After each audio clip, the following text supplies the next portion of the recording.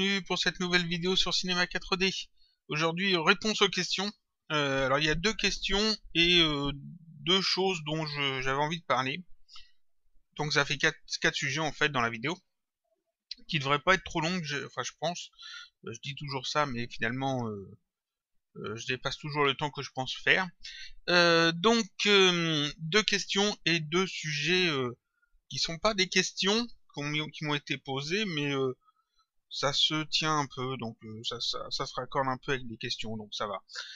Première question, un truc vraiment tout bête. Je sais même pas en fait pourquoi je réponds en vidéo, parce que c'est vraiment un truc tout simple, mais ça m'a été demandé plusieurs fois en fait, avec la sortie du dernier Star Wars. C'est comment faire une intro de Star Wars, c'est-à-dire le texte qui défile. Dans Cinema 4D. Alors normalement, ce genre de choses, ça ne se fait pas dans Cinema 4D. Ce genre de choses, on le fait avec After Effects, on le fait avec Premiere, on le fait avec Sony Vegas, on le fait avec Nuke ou avec Natron. Mais c'est pas, on n'est pas censé le faire dans Cinema 4D parce que c'est pas de la 3D, c'est juste du texte en 2D qui défile sur un plan 2D dans un espace 3D. Cela dit, on peut quand même le faire avec Cinema 4D si on veut. Et c'est quelque chose qui est tout bête à faire. Et on m'a demandé plusieurs fois ces derniers temps comment on pouvait faire ça dans Cinema 4D. Donc il y a des personnes qui veulent absolument le faire dans Cinema 4D. On me l'a demandé en message privé, j'ai aussi eu en mail je crois. Comment on peut faire ça? Bah c'est juste un texte qui défile. Donc en fait il y a plusieurs façons de faire et toutes les façons sont assez simples. La première chose qui me vient à l'esprit, ça serait d'utiliser par exemple ici une spline text. Une spline text. Ici on met le texte que l'on veut. Alors je vais aller chercher un lorem ipsum peut-être. Je vais chercher un lorem ipsum. Ah, voilà, lorem ipsum. Quand on a besoin de texte pour tester quelque chose et qu'on ne sait pas quoi écrire, généralement on va sur ce genre de site. Voilà, qui génère en fait un texte en latin qui ne veut rien dire en fait, mais qui a les bonnes dimensions. Donc c'est sur frlipsum.com. On indique en fait ce qu'on veut. Ici un paragraphe. Ici 5 par défaut, c'est pas grave. Générer, tac, ça me génère 5 paragraphes de lorem ipsum. Je vais en prendre juste un. On va prendre le premier. J'ai même pas besoin de tout en fait. On va juste prendre jusque là. Tac. Voilà. CTRL C. Ça je le vire. Paf, et donc je vais le mettre ici, coller, CTRL V, CTRL C, CTRL V. Et puis ici, forcément ça me fait toute une grande ligne en fait, une grande ligne, donc c'est pas bon parce qu'il n'y a pas de retour à la ligne. Alors ce que je vais faire, c'est que je vais faire des coupes, on va dire à peu près ici. Donc je vais faire des entrées, insérer des caractères entrées, à peu près comme ça, toujours à peu près au même moment. Alors forcément vous mettez le texte que vous voulez, hein. Là j'ai pris un lorem ipsum parce que j'ai pas de texte spécifique à y mettre. Là, voilà. Normalement c'est il y a bien longtemps, la galaxie, etc. Donc voilà, j'ai mon texte. J'ai mon texte, très bateau. Et bah ça, c'est tout bête. On lui donne en fait une forme, c'est-à-dire que ici c'est juste une spline, donc si je fais un rendu, j'ai rien du tout. Donc il y a plusieurs solutions, soit je mets en fait une pwners, par exemple, je le mets dans une pwners, ça va simplement lui mettre en fait des polygones. Donc ici on a du texte. Alors, du texte qui doit être normalement plutôt en jaune. Si je voudrais faire à peu près au film, un truc comme ça. Comme ça. Et là donc j'ai un texte en jaune. Et puis ensuite, bah, il me suffit juste de mettre correctement dans la vue. À peu près comme ça. Le texte. Voilà, ici on va changer son plan en XZ. Parfait, on se place bien comme il faut. Voilà, et puis ensuite on a juste à faire défiler le texte. Donc alors, je suis pas bien droit comme il faut. j'aimerais pas le mettre bien droit, c'est pas grave. On met une clé d'animation comme ça avec le texte ici, puis une autre clé d'animation avec le texte bien plus loin, et puis en fait on a le texte qui défile à la Star Wars. Tout bêtement. Si vous avez des problèmes en fait avec votre police de caractères quand vous mettez la peau NURBS, c'est-à-dire s'il y a des caractères qui semblent pleins alors qu'ils devraient être creux, par exemple un O ou un A, dont la lettre en fait il y a des polygones dedans, s'il y a des erreurs, en fait à la place d'utiliser un pot NURBS, tac, vous prenez simplement une extrusion NURBS, comme ça, avec ici un tout petit toute petite valeur, alors c'est pas là en fait, c'est là je crois, tac, comme ça. Toute petite valeur, vous remettez ça là, on retire la peau NURBS, et normalement ça corrige les trucs, parce qu'en fait l'extrusion NURBS marche mieux que la peau NURBS sur les splines un peu complexes. Mais bon, les deux fonctionnent. Donc ça c'est première méthode toute simple. Ensuite, ce que vous pouvez faire, tac, alors, je vais dire ça, c'est simplement de faire un plan, tout bêtement, un plan, voilà, de la bonne taille qu'il faut. Voilà. Et puis là-dessus, vous chargez en fait votre image, une image. Vous chargez une image de votre texte, c'est-à-dire que vous ouvrez GIMP ou Photoshop ou un autre logiciel d'image, vous tapez sur fond noir votre texte en blanc. Donc vous allez avoir un texte en blanc sur fond noir. Et ensuite, vous placez cette texture là-dessus. Et puis dans la texture, vous mettez la couleur. En fait, vous mettez du jaune et la texture du texte en fond noir, vous le mettez dans l'alpha. C'est-à-dire que vous cochez là et vous chargez votre image là-dedans. Donc en fait, en blanc, ça sera affiché et en noir, ça sera pas affiché, ça sera transparent. Donc vous aurez un texte jaune sur fond transparent et vous aurez juste à animer en fait un plan comme ça, tout bêtement, de la même façon. C'est une autre façon de faire. Bon, j'aime autant en fait cette méthode-là. Voilà, qui demande peut-être un peu plus de calcul à Cinema 4D en fait. Par contre, comme on travaille avec des splines, si vous agrandissez votre scène, vous n'avez pas besoin d'aller retoucher en fait votre texture pour augmenter sa qualité. Ça passera peut-être mieux en fait. Donc ça c'est le truc tout bête, hein, comment faire l'intro à la Star Wars. Donc, mais je vous conseille vraiment de faire ça plutôt dans un autre soft, dans After Effects par exemple, ou dans Premiere, ou dans Sony Vegas, dans Natron, dans Nuke, dans ce que ce soit un logiciel de montage ou de compositing. Généralement il y a les outils pour déjà. Donc, et puis souvent c'est juste un texte qu'on met avec deux clés d'animation, comme là. Enfin voilà, là ça j'ai répondu, l'intro de Star Wars, c'est tout bête. Donc ça je peux fermer. Tac, première question, c'est fait. Deuxième question. Quelqu'un qui me demande, alors par message privé, si je ne me trompe pas sur YouTube, je crois que c'était par message privé sur YouTube, quelqu'un qui me demande, est-ce que l'on peut mettre deux textures sur un polygone? Alors oui, on peut mettre deux textures sur un polygone, mais c'est pas vraiment la question. La question c'est est-ce qu'on peut mettre deux textures sur les faces opposées d'un même polygone? C'est-à-dire que, en fait, je vais faire un plan, on va faire un truc comme ça, quand je fais ça, je rends ça éditable. Ici, j'ai un plan donc qui est composé de plusieurs petits polygones carrés. On peut créer deux textures. On va créer une texture. Alors, je vais prendre du orange. On m'a demandé pourquoi, enfin, on m'a pas demandé pourquoi, mais on m'a fait remarquer que j'utilise beaucoup le orange dans mes vidéos, dans mes tutos, etc. Il y a une raison à ça. Voilà. La raison elle est toute bête, c'est que le orange c'est une couleur très chaude, très vive. C'est une couleur qui est assez dans la signification en fait la symbolique, c'est que du positif finalement. Donc ça passe généralement très bien. En plus l'interface de Cinema 4D étant un gris plus ou moins foncé, le orange ressort très bien sur ce gris. Le bleu aussi, le bleu un peu électrique comme celui-ci, mais ce sont des couleurs qui ressortent bien, c'est pour ça que j'utilise l'orange, hein, mais puis j'aime bien comme couleur. Donc ici donc j'ai un plan, et je peux donc mettre une texture dessus, voilà, et je peux même si je veux en mettre une deuxième, ça pose pas de problème, c'est la deuxième couleur qui est prise en compte, et que ici j'ai un plan qui est tout bleu. Si je retire la deuxième couleur, j'ai un plan qui est tout orange. Voilà.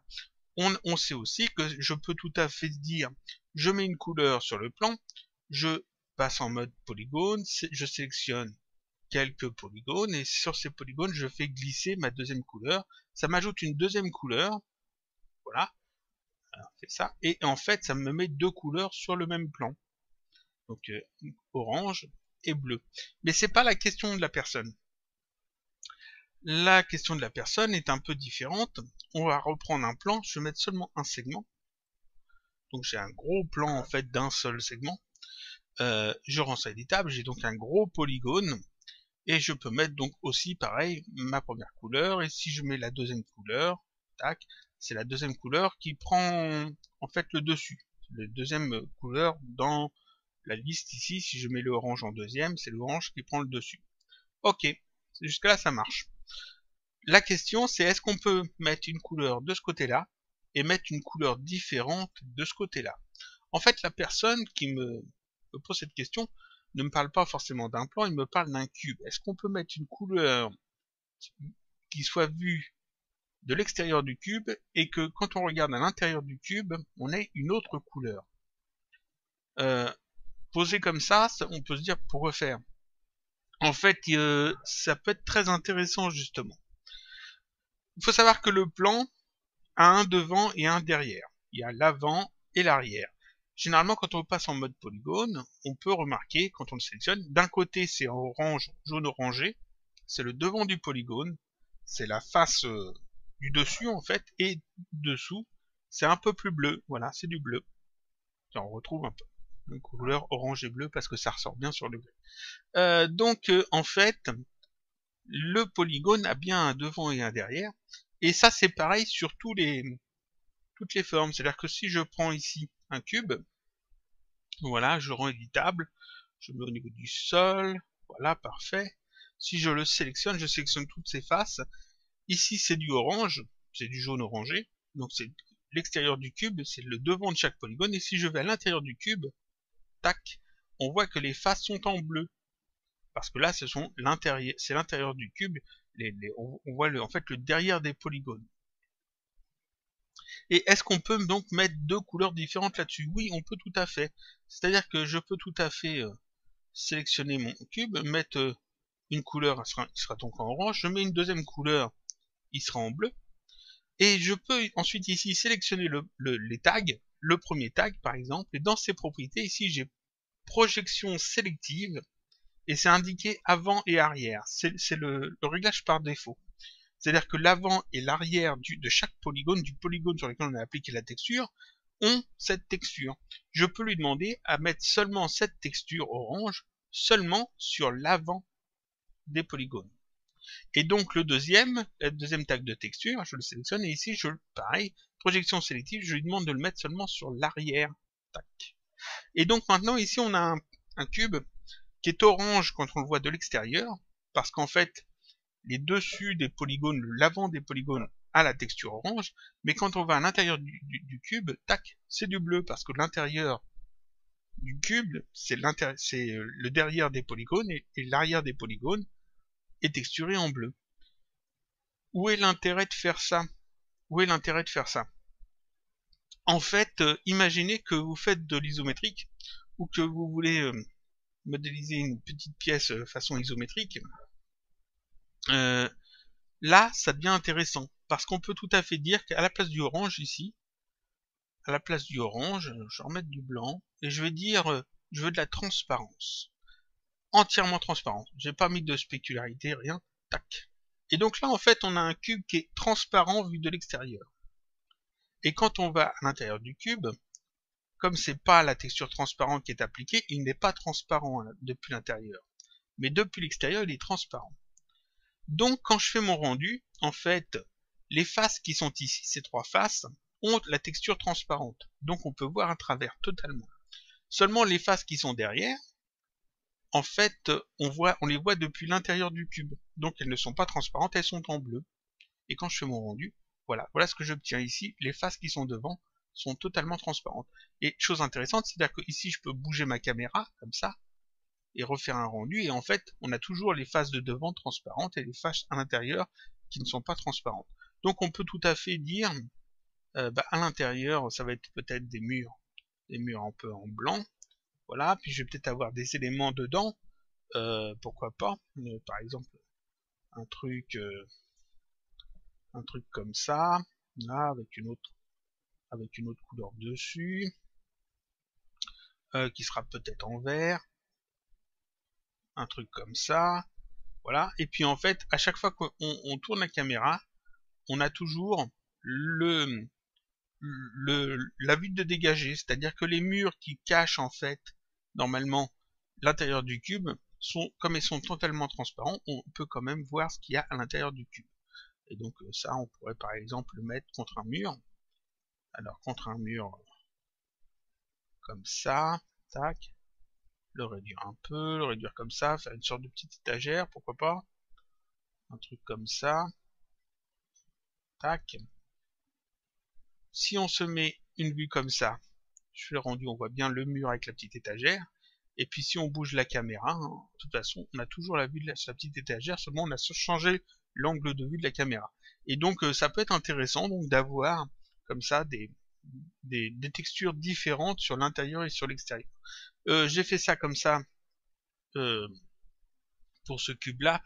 On peut tout à fait inverser. Ici, on pourrait dire que la texture transparente est seulement sur l'arrière des polygones et l'autre seulement sur l'avant. Tac.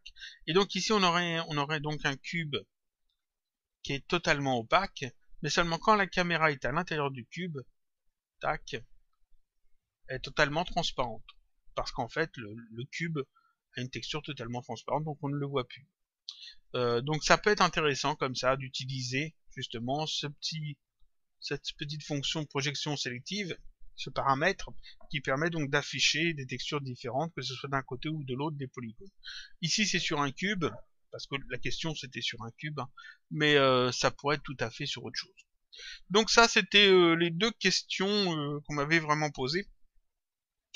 Le reste ce sont pas vraiment des questions qui m'ont été posées, mais c'est intéressant que j'en parle. J'ai fait une image pour le challenge de Pâques sur le forum Graph4Graph, et puis je montre une petite technique toute bête que j'ai eu à utiliser, et on m'a dit bah ça serait bien d'en faire un tutoriel, d'en parler dans un tuto, donc je vais en parler maintenant. En fait, j'ai modélisé Calimero, un truc tout bête, hein, juste des sphères, un petit peu déformées pour le corps, les bras, les pattes, ce genre de choses, le bec. Et puis ça m'embêtait un peu de me casser la tête avec des articulations pour juste déplacer un peu les bras, parce que j'avais fait les bras tout droits, et puis ça m'embêtait justement d'avoir à gérer ça. D'avoir à gérer des articulations pour les mettre un petit peu plus le long du corps, un peu plus comme je veux. Donc qu'est-ce que j'ai fait? J'ai réfléchi un petit peu, puis je me suis dit bah je vais utiliser simplement un déformateur ici, tac, un déformateur ici, enveloppe spline. Et puis pour ça il me faut une spline, et puis la spline il faut pouvoir la gérer facilement, parce que c'est plus pratique quand même quand on peut gérer facilement la spline qui va servir à la déformation. Il fallait que je puisse bouger un peu le bras comme je voulais. Et puis je me suis souvenu d'un truc que j'avais vu il y a un petit bout de temps déjà, qui m'est revenu comme ça. En fait, on peut faire ça de plusieurs façons. Je pourrais tout à fait faire une spline classique dans Cinema 4D, et puis avec Expresso, aller y coller des points. C'est-à-dire dire ce point des neutres, sur chaque point en fait de la spline. Dire ce point de la spline doit être mis à la position de tel neutre. Le deuxième point de la spline doit être mis à la position d'un deuxième neutre. Le troisième point de la spline à la position d'un troisième neutre, et ainsi de suite. Seulement c'est un petit peu casse-tête, ça revenait au même que d'utiliser des articulations. Donc le plus simple c'est en fait d'utiliser le traceur homographe. Parce que le traceur homographe a une fonction très intéressante, c'est-à-dire qu'en fait, si je prends un neutre, tac, je vais lui donner une forme, on va lui donner la forme d'un cercle, voilà, un petit cercle, comme ça. Je prends ce neutre et je vais lui ajouter dessus un traceur homographe. Donc je vais dans homographe et ici je clique sur traceur en ayant sélectionné le neutre. Tac. Ça m'ajoute le traceur, et dans les propriétés du traceur, ici j'ai le neutre qui est indiqué en référence. Et en fait, quand on déplace ce neutre, 750 frames, voilà, je vais faire ça, quand je fais lecture et que je déplace le neutre, en fait, vous voyez que le traceur trace une spline. Il trace une spline. Ça, c'est intéressant, c'est la première fonction du traceur. mais le traceur n'a pas que cette fonction-là. C'est-à-dire que ici, je reviens à 0, c'est de tout effacer, de remettre le neutre au bon endroit. Parfait. La deuxième fonction du traceur, c'est de lier en fait plusieurs éléments avec une spline. C'est-à-dire qu'au lieu de créer une spline sur l'animation d'un objet de la scène, d'un élément, le traceur va vérifier en fait la position de plusieurs éléments et créer une spline qui va relier tous ces éléments. Donc il va pas me falloir un neutre, mais il va m'en falloir plusieurs. On va retirer ça, je remets tout bien comme il faut. Je vais créer un premier neutre. J'ai créé un premier neutre. Voilà, on va lui donner la forme d'un pentagone, pourquoi pas. Dans cette orientation-là, on va lui mettre une forme assez grande, 50. Voilà, on va créer un deuxième neutre. Alors je vais simplement le dupliquer celui-là en faisant un contre-clic déplacé. On va lui changer sa forme. Alors je vais mettre en dessous. Ici, on va lui prendre comme forme un cercle. Et puis on va encore en faire un double. Contre-clic déplacé. Et puis encore un cercle, pourquoi pas plus petit. Voilà, plus petit. Parfait. Donc là en fait j'ai trois neutres avec des formes différentes, un pentagone et deux cercles. Je les sélectionne, alors je les mets bien dans l'ordre. Le neutre 0, que je vais rappeler neutre.0, histoire que ça soit clair. Le neutre 1, le neutre 2. Je les sélectionne, je vais dans MoGraph et j'ajoute mon traceur MoGraph. Tac. Et donc dans les propriétés du traceur, on peut voir qu'il y a le neutre 0. Alors, c'est de s'arranger pour que ça comme ça. Voilà. Là, neutre 0. Ensuite, il y a le neutre 1 et ensuite, il y a le neutre 2. Donc, il y a les trois neutres qui sont dedans. Ici, mode de traçage, c'est sur traçage par trajectoire. C'est-à-dire que c'est le mouvement des neutres qui va générer, en fait, des tracés de spline. C'est pas ce que je veux. Mode de traçage, ici, je vais mettre connecter tous les objets. Tac. En faisant ça, si j'en mets l'animation à 0, on peut voir que le traceur a automatiquement créé une spline qui va de ce point-là, de ce premier neutre à ce neutre-là, puis à ce neutre-là. Alors cette spline, c'est une spline linéaire, parce que ici c'est indiqué linéaire. Et son interpolation, c'est sans interpolation, donc c'est vraiment la spline la plus basique. Je peux tout à fait déplacer les neutres. Par exemple, le neutre du milieu, ici, je peux le déplacer, et on peut voir que ça déplace effectivement la spline. C'est comme c'est une spline linéaire, on a quelque chose de très direct, très franc. On peut modifier ça, je clique sur le traceur, et dans ses propriétés, ici, je change le type. À la place de linéaire, je mets Bézier. Tac. J'actualise un. Voilà. Parfait. Ensuite, ici, interpolation, au lieu de laisser 100, qui me fait une coupure comme ça, je vais mettre ici, par exemple, uniforme. Alors, je prends uniforme, mais je peux prendre aussi naturel, je peux prendre adaptative, je peux prendre subdivisé, et bref, on peut choisir ce qu'on veut. Ici, je prends uniforme parce que ça marche mieux, en fait, avec le maillage par la suite. Donc, type Bézier, uniforme. Ici, on peut gérer le nombre de points intermédiaires. Et là, en fait, j'ai une spline que je peux contrôler facilement avec juste des neutres, sans avoir à passer par Expresso pour attacher des points pour attacher les neutres au point de la spline. Si je veux que ma spline ait plus de points, il me suffit d'ajouter plus de neutres, tout bêtement. Et donc ça peut servir à faire un rig assez simpliste pour un personnage toon, comme je l'ai fait donc pour le petit personnage de Calimero sur le forum Graph4Graph. Je vais en mettre ça dans le bon sens, c'était comme ça. Voilà. Parce que là, c'est tout bête en fait. Ensuite, cette spline, comme elle est devenue dynamique, vu que je peux la contrôler avec ces trois neutres, je peux contrôler ici, on va dire, c'est l'épaule. Ici, ça va être le coude du bras, et ici, ça va être la main. Un truc comme ça. Je peux contrôler ça, donc je peux ensuite faire mon maillage du truc à déformer, par exemple. Si je veux faire un bras, à faire un truc à faire un truc comme ça. Alors si je me trompe pas, c'est ça. Peut-être l'agrandir un peu, voilà. Rendre ça éditable. On va retravailler un petit peu la forme. On va dire que ici c'est le pouce. Voilà. Voilà. Et puis que ici c'est le reste de la main avec un peu plus fin. Un truc comme ça. Je vais afficher les lignes. On va dire que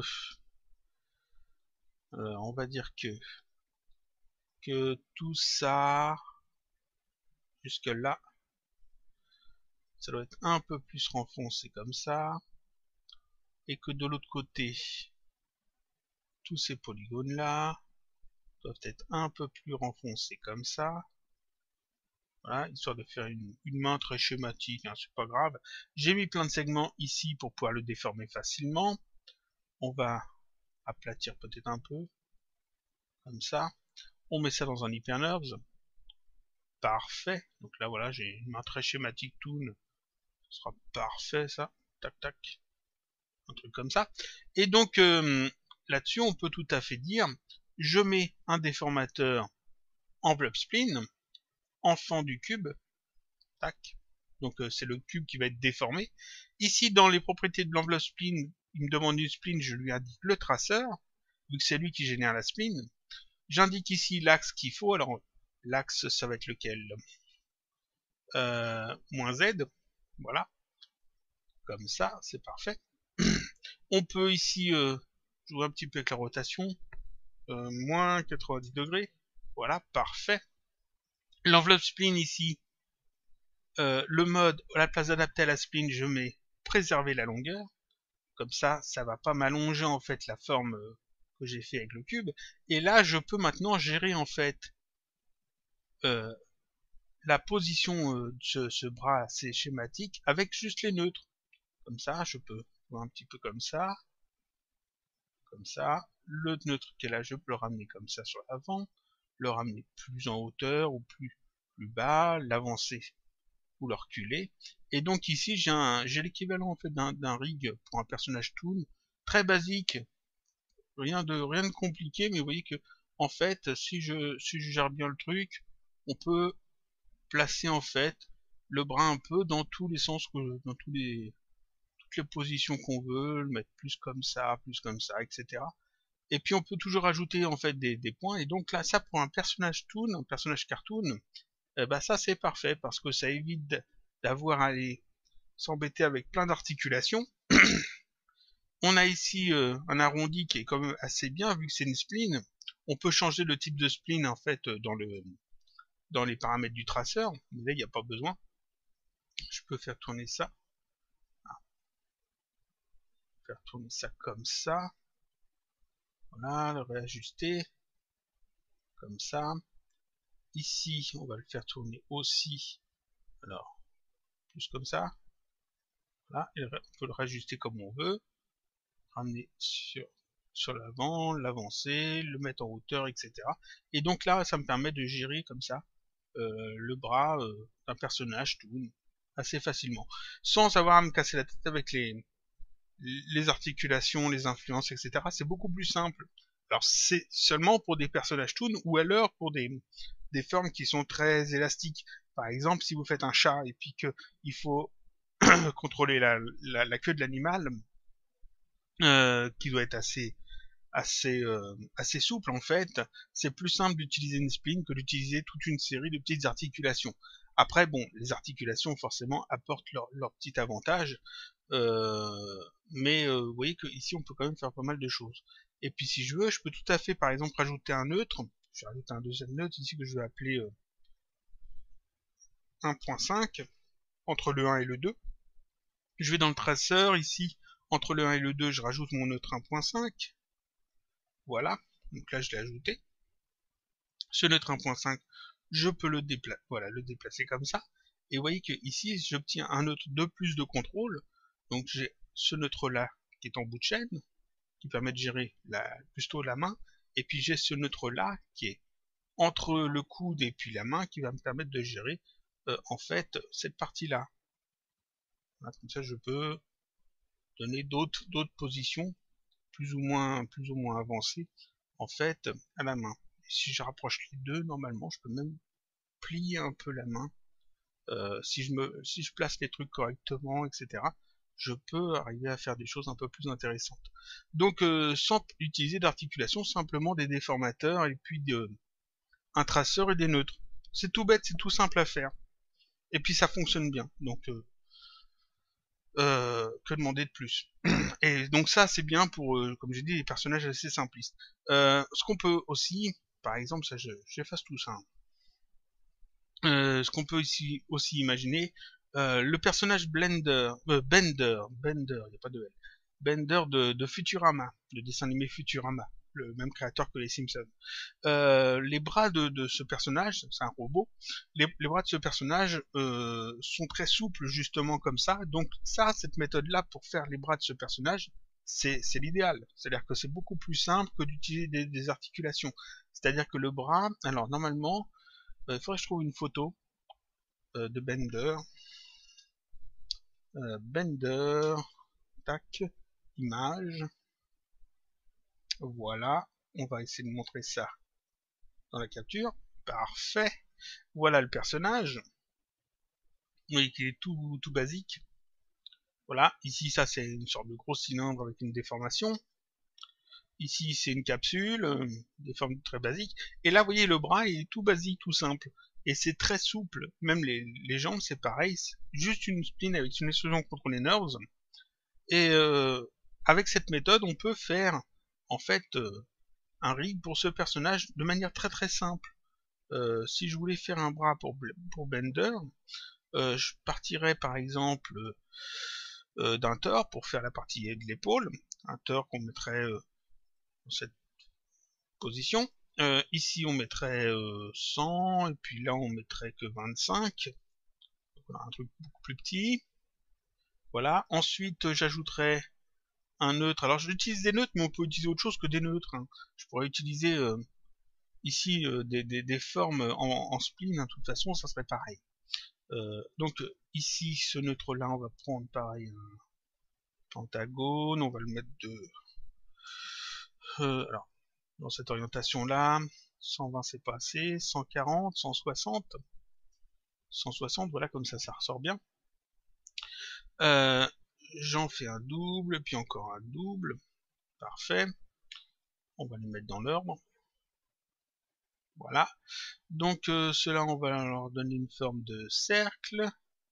Celui-là on va mettre un cercle plus petit, 80, non 100, 100, et puis celui-là 140 seulement, plus petit, voilà, même moins 110, 120, 120, c'est parfait 120.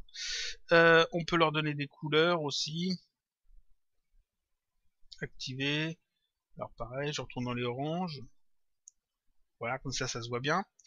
Et puis pour la main, ça serait par exemple un cône qu'on mettrait dans un alignement -Z, voilà, je pense, -Z ou plus Z, on va voir. Rayon de... Alors, la hauteur, je laisse. Rayon de la base, 110, 120, 120, et puis rayon du sommet, 100. Ouais. Et puis aussi, hop, des arrondis, alors 10, 10, plutôt 5, 5 et 5. On peut les retoucher un petit peu ici, on va mettre ici 90, quelque chose un peu plus conique, c'est mieux.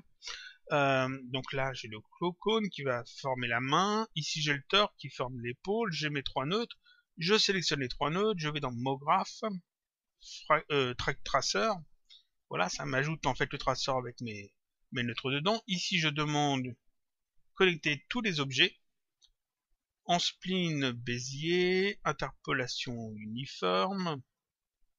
Donc là normalement je peux déjà déplacer les choses pour avoir en fait l'arrondi que je veux. On va faire un truc plus comme ça. Je vais dire que ce cône là, on va lui ajouter dessus un tag propriété cinéma 4D aligné sur la spline. Et puis spline là, spline ici directionnelle, je mets le traceur et je lui dis tu te mets à la position 100% et tu tu te mets de manière à être tangente à la spline. Tac. Voilà, c'est parfait. Et ensuite, bah c'est tout. Le teur ici, on peut le mettre enfant du neutre là. Là, j'ai mis le cône en fait tangente à la spline. En fait, je pourrais carrément le mettre juste enfant de ce neutre là, je pense. C'est mieux de faire comme ça, je pense. Ensuite, ici, je vais prendre un cercle, une spline cercle. On va pas faire trop grand, on va faire 80. Je prends ici une extrusion contrôlée NURBS. Dans l'extrusion contrôlée NURBS, je mets le cercle qui va me servir de forme. Et j'ai ensuite besoin du traceur qui va me servir de trajectoire, de tracé. Et voilà, et là j'obtiens en fait le bras de Bender de manière assez simple. Et ensuite, juste en jouant comme ça avec les nœuds, je peux gérer ça. Alors ici, vous voyez qu'il y a des petites déformations, enfin pas déformations, ça colle pas parfaitement. Donc ce qu'il faut, par exemple, c'est peut-être rajouter un deuxième neutre qui sera plus sur l'intérieur du corps, et de manière à ce que ici on a un neutre qui maintienne en fait l'extrusion contrôlée toujours ici à cet endroit à l'intérieur du tor. Bon, après on joue avec ça un peu comme on veut. Ici ce neutre là on peut le déplacer comme ça aussi si on veut, le mettre plus bas, voilà. Celui-là on le met plus bas aussi, parfait. Et vous voyez qu'avec 3 fois rien, tac, j'ai le bras de Bender, peut-être un peu plus petit ça, encore plus petit. Voilà, il faudrait le texturer après. Alors, est-ce que ça marche plus grand? 70 c'était mieux. 70, il me semble que c'était mieux. Oui, alors le tor ici, changer peut-être ça, plus petit, comme ça passerait mieux, voilà. Vous voyez que ici avec 3 fois rien, on peut faire un petit rig, juste avec des splines, sans s'embêter. Là on voit pas bien le cercle, on va le mettre en plus grand. 150, 100, 100 et 200, allez. 200 et puis on va changer l'axe. Non, 160. 160, parfait. Et donc vous voyez que avec 3 fois rien, on obtient en fait un rig avec juste une spline. C'est simple à gérer, voilà. Et donc ça, ici j'ai utilisé, comme j'ai dit, un aligné sur la spline. J'aurais tout à fait pu retirer ça et mettre simplement ça à l'intérieur, et puis rajouter peut-être quelque chose de manière à ce que ce cône soit toujours tourné dans le même sens. Parce que là, en fait, il sera pas toujours tourné dans le même sens. Par exemple, je pourrais ajouter en fait un tag cible, et puis demander à ce que ça cible toujours un nœud qui est mis à l'avant, par exemple. Ça me permettrait de gérer en fait cette partie-là seulement. Voilà, la gérer en fait la rotation. Donc il y a plein de petites choses comme ça qu'on peut faire avec 3 fois rien, et en fait on n'y pense pas toujours forcément. Oui, que des rigs en fait c'est pas toujours avec des articulations, des fois en utilisant des petites astuces comme ça on peut faire des choses très très bien, très efficaces, sans se prendre la tête. Et en fait ici quand j'ai besoin d'animer le personnage, bah, j'ai juste à animer en fait la position de ces différents neutres, tout bêtement. Voilà. Donc ça, c'était la quatrième chose que je voulais parler aujourd'hui. Non, c'est la troisième chose. Il y a encore autre chose. Donc on va fermer ça. Tac. Ça, je garde pas. La dernière chose que je voulais parler, la quatrième chose, c'est une petite modélisation. C'est-à-dire que en message privé ou en commentaire sur YouTube, quelqu'un m'a demandé où était le tutoriel pour modéliser un tonneau. La personne pensait que j'avais fait un tutoriel pour modéliser un tonneau. C'est peut-être le cas, je me souviens plus du tout. Peut-être que je l'ai montré en fait dans une vidéo privée ou publique, je sais pas. Peut-être que j'ai montré ça rapidement. Et puis je m'en souviens plus. Donc je dis à la personne que je ne me souvenais pas l'avoir fait. Et puis en fait c'est tout bête à faire. Donc c'est un peu idiot de pas le faire. Donc on va modéliser un tonneau tout bêtement. Comment modéliser un tonneau dans Cinema 4D? Alors ce que je vais avoir besoin peut-être, c'est d'ouvrir les textures, parce que je vais peut-être avoir besoin de textures après. On met ça de côté. Voilà. Je sauvegarderai en fait le fichier CKD du tonneau pour le mettre en bonus sur le blog, parce que j'ai rien d'autre à mettre dans cette vidéo. Je vais pas mettre l'intro de Star Wars, c'est pas intéressant. texture sur polygone, il n'y a rien à afficher, donc le traceur, c'est faisable facilement. Donc c'est plutôt le tonneau que je mettrai à télécharger. Donc un tonneau, en fait, c'est relativement sphérique, avec une déformation. Donc ici, je vais ajouter simplement un cylindre. Il faut en fait beaucoup de segments sur la hauteur pour pouvoir le déformer. Donc ici, je vais mettre 10 segments. Tac. On va l'agrandir un peu. Ici, on va mettre 80. Voilà, on le met au niveau du sol. Non, pas besoin de le mettre au niveau du sol, pas encore. Je vais le laisser en 0,0, ça va être plus simple. Voilà, donc j'ai un cylindre tout bête. Maintenant, je vais aller chercher dans les déformateurs ici, le déformateur dilatation-contraction. Tac, je l'ajoute. Alors, comme le cylindre fait 80 de rayon, faut multiplier ça par 2 afin d'obtenir ici les dimensions. Donc ici, ça va être 160. Ici, ça va être 160. Et en hauteur, le cylindre fait 200. Donc ici, en Y, je mets 200. Comme ça, il est pile à la bonne dimension en fait du cylindre. Parfait. Je mets ça en fond du cylindre. Et ici, je vais augmenter son intensité. Alors, on va dire 20%, ça va suffire. Voilà, 20%. On va afficher le maillage.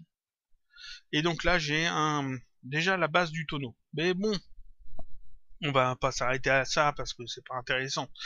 Je vais rendre ça éditable. C'est-à-dire qu'ici, je vais faire plus que ça. Je vais transformer ça en objet qui contient déjà tout. Le cylindre, je vais le rendre éditable avec la touche C ou cette icône. Tac. Et ensuite, ici, toujours le cylindre avec sa déformation. Ici, je sélectionne le cylindre. Clic droit. Et ici, je vais choisir convertir en objet. C'est pas autoriser les modifications qu'on vient de faire. Ça, c'était la touche C. Là, c'est convertir en objet. Ça va en fait créer un objet identique, mais avec la déformation déjà appliquée. Donc, au lieu d'avoir l'objet polygonal avec son déformateur en enfant, je vais avoir seulement un objet polygonal déjà déformé. Donc, je clique là-dessus, tac. Et donc, vous voyez que ici, j'ai un cylindre qui n'a pas en fait de déformateur, mais qui est déjà déformé, qui est la même chose en fait. Donc, celui-ci, je peux le cacher complètement, on n'en a plus besoin pour le moment. Et je vais travailler seulement sur celui-ci, celui qui est déjà déformé. Je prends ici le mode arrête, parce que je vais sélectionner quelques arêtes. Donc UL pour sélectionner les arêtes, pour sélectionner les arêtes par boucle, UL. Et je vais prendre, on va dire, cette arête 1, cette arête là. Alors, non, plutôt celle-là d'abord, et puis celle-là, tac. Et puis on va dire ici celle-là et celle-là. Voilà, c'est pas mal ça, ces 4 arêtes là. Je vais en fait les biseauter de manière à avoir en fait des bandes, des segments là où je le souhaite. Donc j'appuie sur la touche MS, c'est une touche de raccourci M, et ensuite juste après la touche S, donc MS. Ça sélectionne en fait l'outil biseauter. Et là dans la vue je fais un clic, déplacer légèrement vers le haut, afin de créer comme ça des petites bandes toutes simples. Je passe en mode polygone ici. Je prends l'outil de sélection et pareil, UL, et je sélectionne les bandes que je viens de créer. Celle-ci, celle-ci, celle-ci et celle-ci. 4 bandes qui vont en fait me servir à faire les cerceaux du tonneau. Alors ces 4 bandes, on va simplement les détacher maintenant du tonneau. Donc je fais un clic droit dans la vue et ici je choisis en fait scission. Alors ça sort de la capture si je ne me trompe pas. Donc je vais plutôt aller chercher ça ici. Dans le menu maillage, dans c'est où là, dans commande, et ici scission, touche de raccourci UP. Donc je clique là-dessus, tac. Ici vous voyez que ça m'a créé en fait un autre objet encore. Donc j'ai toujours mon cylindre, je peux tout désélectionner, j'ai toujours mon cylindre ici que je vais effacer, supprimer. Et vous voyez que ça me garde en fait seulement ce nouveau cylindre qui est en fait les cerceaux, la partie que j'ai gardée. Donc en mode polygone toujours, je vais faire un CTRL-clic, non, un CTRL-A dans la vue, CTRL-A pour sélectionner tous les polygones. J'appuie sur la touche D, c'est l'outil d'extrusion, pour donner de l'épaisseur en fait à ces cerceaux. Donc touche D, extrusion, je rapproche un peu, je fais un clic déplacé dans la vue, clic déplacé légèrement vers la droite, afin de donner un petit peu d'épaisseur. On peut ajouter ici couvercle, mais c'est pas la peine, ça va faire des polygones en trop, étant donné que ça se verra pas de toute façon, donc on va laisser ça comme ça. Voilà, ensuite je clique pour valider. Je peux réafficher le premier cylindre ici, et en fait là déjà, j'ai mon tonneau de fait. Voilà, c'est-à-dire que le premier cylindre, avec sa déformation, fait le tonneau, et le deuxième cylindre ici fait les cerceaux. Je peux ajouter là-dessus une simple texture, et puis c'est bon. Seulement on peut aller un peu plus loin si on veut, c'est-à-dire que là j'ai fait ça comme ça, c'est très bien pour du jeu vidéo par exemple. Ce cylindre là je pourrais encore, d'ailleurs j'aurais pas dû effacer l'autre parce que là je refais la même chose, convertir en objet, voilà. Je refais un cylindre comme ça, on va recacher celui-ci. Je peux tout à fait celui-là le modifier un petit peu. Je passe en mode point, je fais CTRL A pour sélectionner tous les points et je fais optimiser afin de bien souder tous les points. Ensuite, en mode ici polygone, je peux tout à fait sélectionner ce polygone là et puis ceux du dessous aussi, tant qu'à faire. Faisons les choses bien. Après une petite extrusion interne, donc c'est la touche I du clavier, touche I, ça prend l'outil extrusion interne.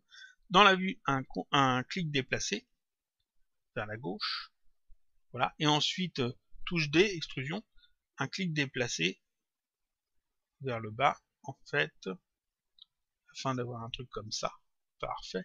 Et donc là, vous voyez que 3 fois rien, on a fait un tonneau dans Cinema 4D, un truc tout bête. Donc comme je disais, on peut aller plus loin que ça. Ici, je peux cacher ça. Si je veux un peu plus de détails, je reprends en fait le vrai concept du tonneau, c'est-à-dire des planches qui sont assemblées. Donc je peux tout à fait faire un cube. On va lui donner une taille en X de 20, une taille en Z de 10. Ça donne quoi? Ouais, ça a l'air pas trop mal. On verra. Ensuite, mettre ça dans un cloneur. Donc j'ajoute un cloneur et je mets le cube à l'intérieur. Le cloneur ici, dans ses propriétés, on le passe en mode radial. Tac. On change ici le type de plan en XZ. Voilà. On augmente en fait la quantité et le rayon de manière à obtenir quelque chose qui passe bien. Dans le cube ici, il faut ajouter en fait des segments sur la hauteur. Donc ici la hauteur c'est Y. Je vais mettre 10 segments. Voilà. Faut penser à le faire. Je vais aller récupérer ici mon déformateur. J'en fais un double en faisant un CTRL-clic déplacé. Comme ça j'en ai un double. Et ce double en fait je vais le grouper avec le cloneur. Donc ici ça et ça. Alternate G, c'est groupé ensemble. Et dans le neutre. On va mettre le cloneur au-dessus. Voilà, parfait. Avec les bons réglages et tout. Là je peux jouer un petit peu avec le cloneur en fait.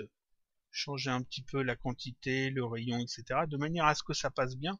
Alors ici on va mettre quoi? 73, 14, 75 peut-être, 74 plutôt, et ici augmenter la quantité. Voilà, on va dire 24, ça a l'air pas trop mal. Un peu plus fin peut-être les cubes. Ici à la place de 10, si je mets 8, ça donne quoi? Et ça passe mieux, ça passe mieux. Augmenter peut-être un petit peu pour que ça serre un peu plus, un petit peu le rayon 75. Tac, ça passe mieux aussi. Donc on va augmenter aussi la quantité à 25. Voilà, on peut mettre un petit peu un biseau sur les cubes. Donc biseau, un biseau de 2, c'est trop. 1. Subdivision 3, et puis on va dire 0.5, 0.5. Histoire d'avoir juste, vous voyez, juste une petite bande en fait. On pourrait travailler un petit peu les formes pour que ça ne se croise pas en fait. C'est-à-dire que je pourrais déformer le cube. Et là, on va laisser ça comme ça. Et rajouter ici pour fermer, rajouter un disque.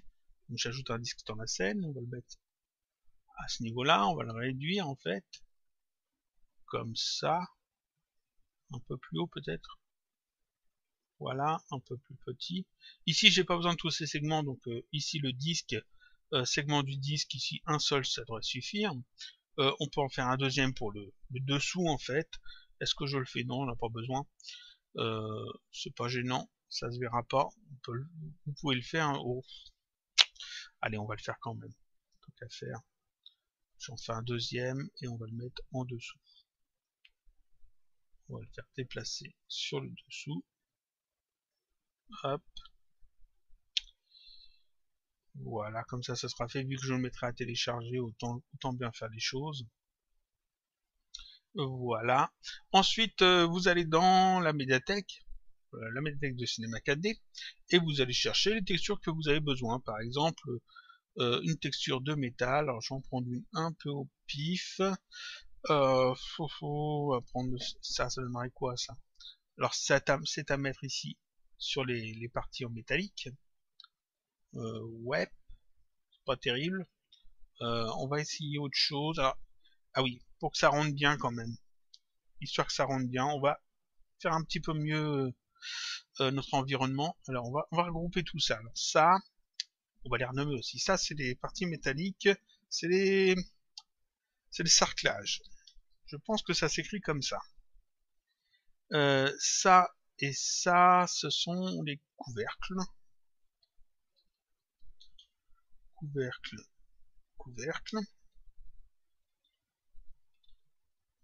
bas et celui-là couvercle haut. Voilà. Ça, en fait, c'est le tonneau lui-même, mais c'est la partie en bois. Donc, je vais l'appeler bois. Donc, ça et ça. Alternate G, et j'appelle ça tonneau. Parfait. Le reste, c'est caché. On ouvre ça. Alors, ce qu'on va faire, ça, je peux le refermer, peut-être. Non, je vais en avoir besoin. Ce qu'on va faire, c'est ajouter, alors, mettre ça au niveau du sol. Tac. Ajouter un sol, d'ailleurs. On va ajouter aussi un ciel. Voilà. Sur le sol, on va mettre quelque chose qui ressemble à du sol. Donc toujours dans la médiathèque, je vais voir ce que j'ai.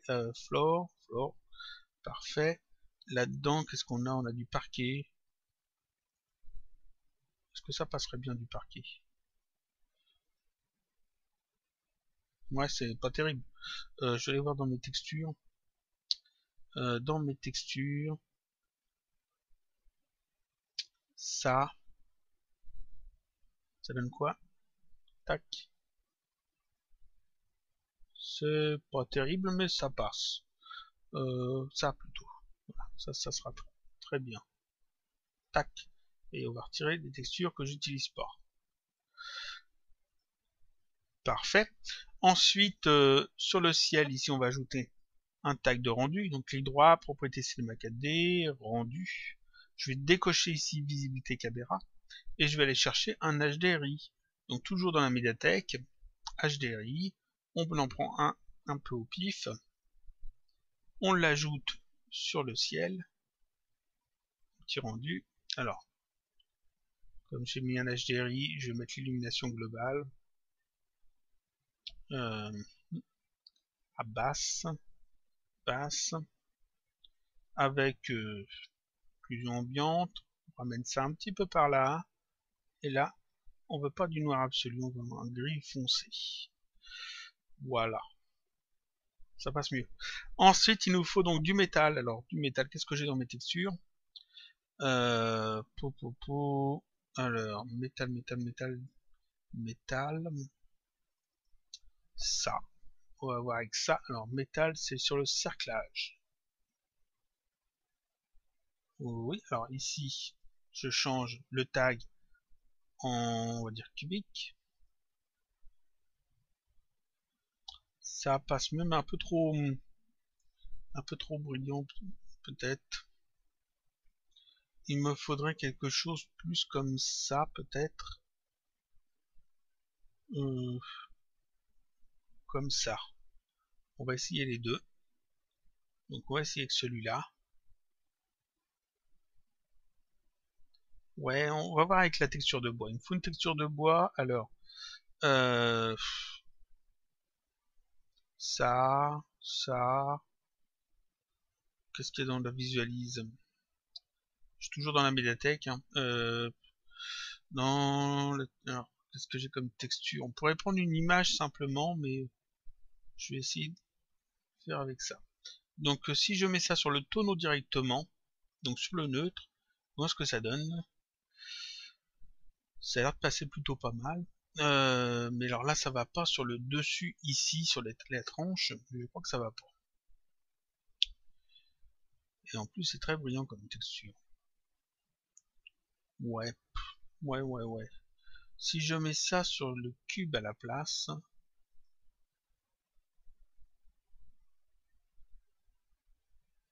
je crois que ça m'arrange plus. Donc on va faire ça comme ça. Et j'en mets ici sur les couverts du haut, sur le couvert du bas. On fait un petit zoom arrière. Voilà. Petit rendu. On regarde ce que ça donne. Et oui, on a un tonneau qui est pas mal. Il est un peu trop brillant. À la place, je peux mettre cette texture là. Alors si on veut remplacer une texture, quand on veut remplacer une texture par une autre, une petite astuce, si je me trompe pas, on prend la texture, on appuie sur la touche majuscule, non c'est pas majuscule, c'est la touche alternate, et on la fait glisser sur la texture sur laquelle on veut que l'on veut remplacer. Tac. Ça me retire la texture que je voulais remplacer et ça me met l'autre texture à la place. Ça c'est une petite astuce, on appuie sur la touche alternate et on fait glisser une texture sur une autre. Tout bêtement. Alors celle-là elle est bien, mais seulement on voit trop qu'elle se répète. Là on voit vraiment les parties. Donc je vais reprendre l'autre. Donc je reviens en arrière. Voilà, on va garder ça. Tant pis, elle sera un peu brillante. On va supprimer les matériaux utilisés. Petit zoom arrière, on va se mettre plus comme ça. Comme ça, parfait. Donc là en fait on a un tonneau fait avec un cloneur, une planche, deux couvercles, c'est-à-dire deux disques, et puis on a fait les cerceaux. Et donc je peux tout à fait ici ces éléments là que j'avais mis de côté mettre. Alors je compose ça, oui, je mets ça au niveau du sol, je vais les réafficher, voilà. Non, ce que je vais faire c'est que je vais revenir en arrière, voilà. J'ai besoin seulement de celui-là, donc celui-là je peux le supprimer. J'ai besoin seulement de celui-là, de le réafficher, de le mettre au niveau du sol. Je double en fait le cerclage en faisant un contre-clic déplacé. Et ces deux éléments-là, je les déplace comme ça. Voilà, comme ça j'ai une deuxième version. Cette deuxième version, on va lui mettre aussi des textures.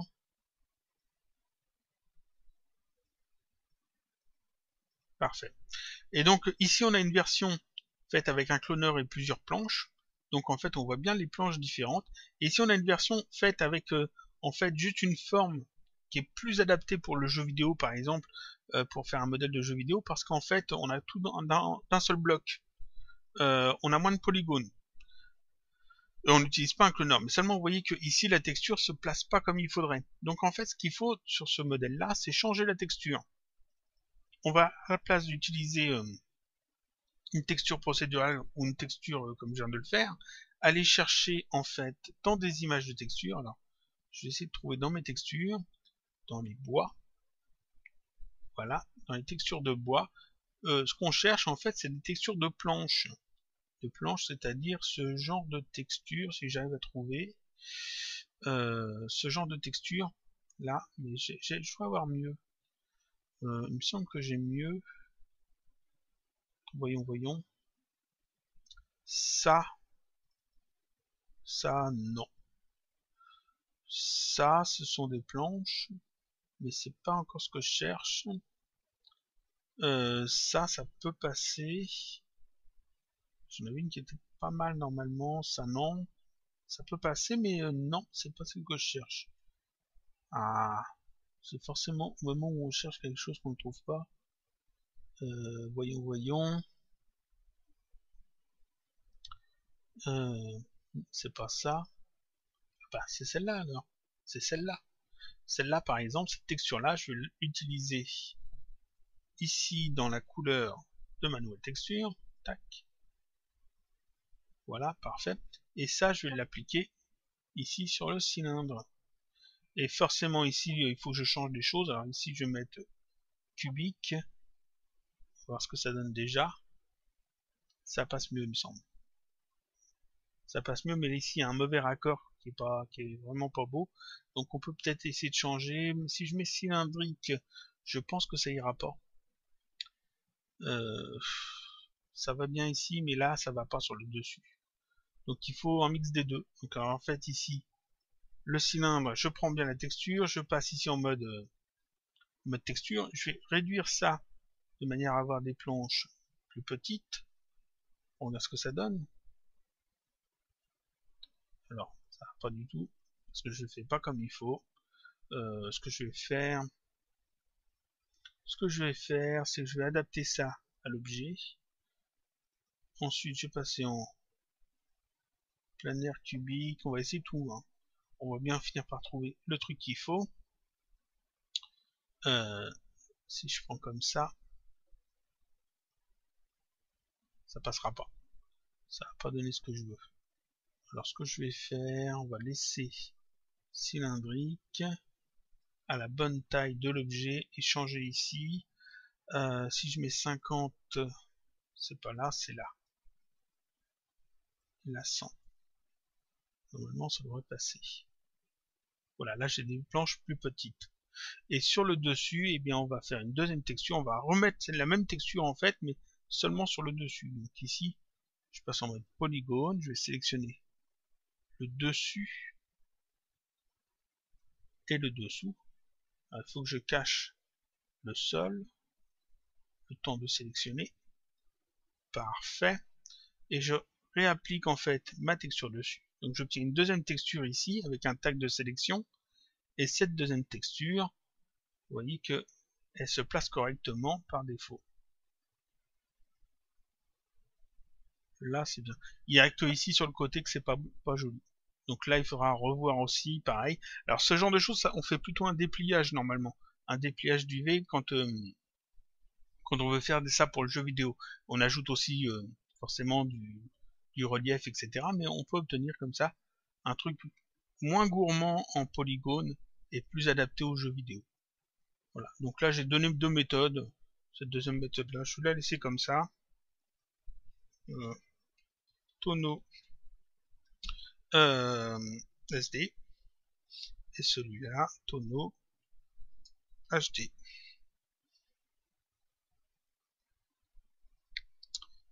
Tac tac tac tac. Parfait. Simple définition, haute définition. Voilà, c'est parfait. On a nos rendus, ça fonctionne bien. Cette scène-là, je vais l'enregistrer avec ces textures en tant que projet.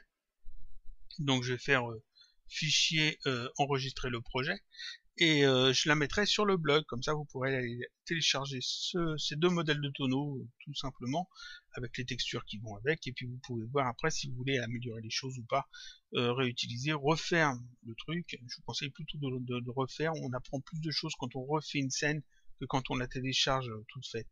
Après vous pouvez télécharger quand même pour voir les textures, pour voir comment c'est fait, etc. Mais c'est mieux de les refaire, vraiment. Donc c'est tout pour aujourd'hui. Ça c'était le quatrième sujet. Donc on a vu l'intro Star Wars, comment mettre deux textures sur un même polygone en mettant une texture sur le devant et une texture sur l'arrière. Truc que j'avais déjà dû expliquer quelque part, je pense, mais qu'on me l'a demandé, donc je vais l'expliquer. On a vu qu'on pouvait faire un rig assez simple pour animer des personnages toon, par exemple, en utilisant un traceur et des neutres, et donc une déformation spline. Puis ou une extrusion contre les nerfs au choix, et puis on a vu comment modéliser un tonneau tout bêtement, tout simplement, rapidement. Voilà, donc je vous dis à la semaine prochaine pour un autre tutoriel, toujours sur Cinema 4D.